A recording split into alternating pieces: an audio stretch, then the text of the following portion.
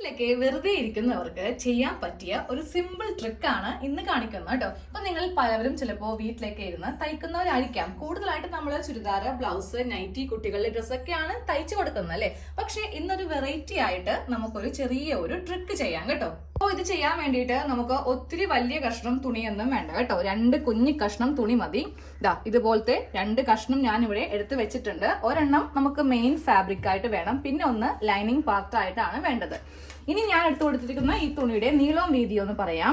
നീളം ഞാനൊരു 13 ഇഞ്ചാണ് കൊടുത്തിരിക്കുന്നത്. സെയിം ഈ തുണിയിലും 13 ഇഞ്ച് തന്നെ കൊടുത്തിട്ടുണ്ട്.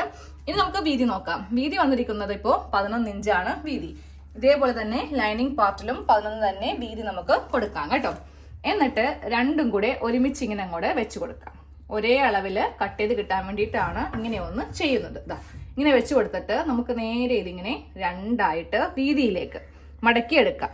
അതായത് 11 ഇഞ്ച് നേരെ ഒന്ന് രണ്ടാക്കി ഇങ്ങനെ അങ്ങോട്ട് മടക്കിയെടുത്ത് കൊടുക്കുവാണ്. എന്നിട്ട് ഒരു മടക്കും കൂടെ ഇങ്ങനെ ഒന്ന് മടക്കി കൊടുക്കാം കേട്ടോ. അത് കറക്റ്റ് ആക്കി ഒന്ന് 4 ആക്കി ഒന്ന് തുണി മടക്കി എടുത്തിട്ടുണ്ട് കേട്ടോ. നമുക്ക് ഇനി ഈ ഒരു സൈഡിലാണ് കട്ടിങ് വരുന്നത്. അതായത് ഇതാണ് ഇതിന്റെ താഴെ വശം. താഴെ ഇങ്ങനെ 2 ഓപ്പൺ വരണം. ഇതാണ് ഇതിന്റെ സൈഡ്. ഇവിടെ ഇങ്ങനെ ഓപ്പൺ വരാൻ പാടില്ല. ഈ മുകൾ വശവും എല്ലാം ഓപ്പൺ സൈഡ് ആയിരിക്കും. ഈ താഴെ വശവും എല്ലാം ഇങ്ങനെ ഓപ്പൺ സൈഡ് ആയിരിക്കും. ഇവിടെയാണ് നമുക്ക് കട്ടിങ് വരുന്നത് കേട്ടോ. ഈ ഒരു സൈഡ് ഭാഗത്ത് നമുക്ക് മുകളിൽ നിന്ന് ഇങ്ങോട്ടേക്ക് 1.5 ഇഞ്ചില് ഇങ്ങനെ ഒന്ന് മാർക്ക് ചെയ്യാം. സെയിം ഈ ഭാഗത്തു നിന്ന് ഇങ്ങോട്ടേക്ക് 1.5 ഇഞ്ചിൽ മാർക്ക് ചെയ്തിട്ട് ഇവിടെ ഇങ്ങനെ ഒരു ലൈൻ വരക്കാം കേട്ടോ. അതേപോലെ തന്നെ ഇവിടെ നിന്ന് ഇങ്ങോട്ടേക്ക് 1.5 ഇഞ്ച് ലെങ്ത് കൊടുക്കുക. ഇങ്ങോട്ടേക്ക് 1.5 ഇഞ്ച് വിഡ്ത്തും കൊടുക്കുക. എന്നിട്ട് ഇവിടെ ഇങ്ങനെ മാർക്ക് ചെയ്തിട്ട് കട്ട് ചെയ്യുമ്പോണ്ടല്ലോ, ഈ ബോക്സ് വേണം കട്ട് ചെയ്യാൻ വേണ്ടിയിട്ട്. സാധാരണ നമ്മൾ ചെയ്യുമ്പോൾ ഇവിടെ ഇങ്ങനെയായിരിക്കും കട്ട് ചെയ്ത് കൊടുക്കുക അല്ലേ. ഇതങ്ങനെയല്ല. കട്ട് ചെയ്യുമ്പോൾ നിങ്ങളൊന്ന് ശ്രദ്ധിച്ചാൽ മതി. ഇവിടെ നിന്ന് നമുക്ക് ഇവിടം വരെ ഇങ്ങനെ കട്ട് ചെയ്ത് നിർത്താം. സെയിം അതേപോലെ തന്നെ ഈ ഒരു ഭാഗം ഒന്ന് കട്ട് ചെയ്ത് നിർത്താം. എന്നിട്ട് ഇത്രയും ഭാഗം, അതായത് ഇതിന്റെ ഉള്ളിൽ കൂടെ ഇത്രയും ഭാഗം ഒന്ന് കട്ട് ചെയ്ത് അങ്ങോട്ട് കൊടുക്കണം കേട്ടോ. ഇങ്ങനെ ഒന്ന് കട്ട് ചെയ്തിട്ടുണ്ട്. അപ്പോൾ കട്ട് ചെയ്യുമ്പോൾ ഏതെങ്കിലും ഭാഗത്ത് കട്ടിങ് ആയില്ല എന്നുണ്ടെങ്കിൽ അതൊന്ന് എടുത്ത് നല്ല നീറ്റാക്കി ഒന്ന് കട്ട് ചെയ്ത് ഇങ്ങനെ ഒന്ന് സെപ്പറേറ്റ് ചെയ്യും. ഇങ്ങനെ ഒന്ന് കട്ട് ചെയ്ത് കൊടുത്തിട്ടുണ്ട്. ഇനി നമുക്ക് ഈ തുണി ഒന്ന് ഓപ്പൺ ചെയ്യാം.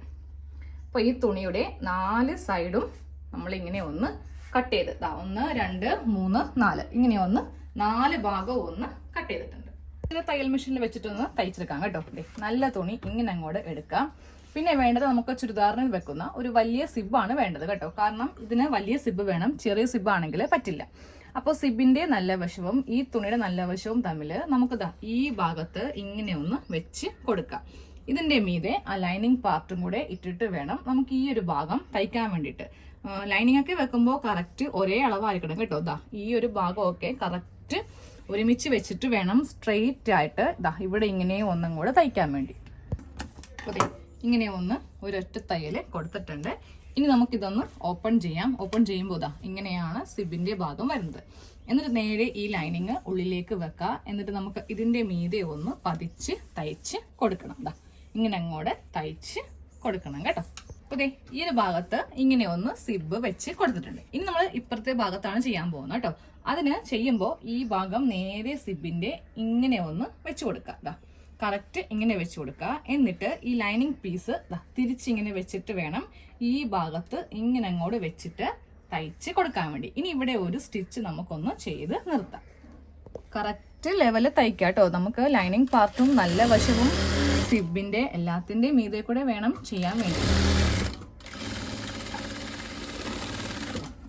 അതെ, ഇങ്ങനെ ഒരു തയ്യലൊന്ന് കൊടുത്തിട്ടുണ്ട്.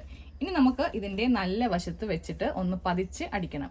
അതിനായിട്ട് നമുക്ക് ഈ സിബ് ഇങ്ങനെ തിരിച്ചെടുക്കാം. ഇതിങ്ങനെ തിരിച്ചെടുക്കുകയും വേണം. അതുകൂടാതെ സിബ് ഒന്ന് ഓപ്പൺ ചെയ്ത് കൊടുക്കുകയും വേണം. ഞാനിപ്പോൾ ഈ ഒരു ഭാഗത്ത് കൂടെ കൈ ഇങ്ങനെ വെച്ചിട്ട് ഇതൊന്ന് തിരിച്ചെടുത്ത് കൊടുത്തിട്ടുണ്ട്. ഇനി ഈ സിബ് നമുക്കൊന്ന് ഓപ്പൺ ചെയ്യാം. ഇങ്ങനെ ഒന്ന് ഓപ്പൺ ചെയ്തിട്ട് വേണം ഇതിന്റെ മീതെ പതിച്ച് തയ്ക്കാൻ വേണ്ടിയിട്ട്. ഇങ്ങനെ അങ്ങോട്ട് വെച്ചിട്ട് ഇവിടെ ഒന്ന് തയ്ക്കാം.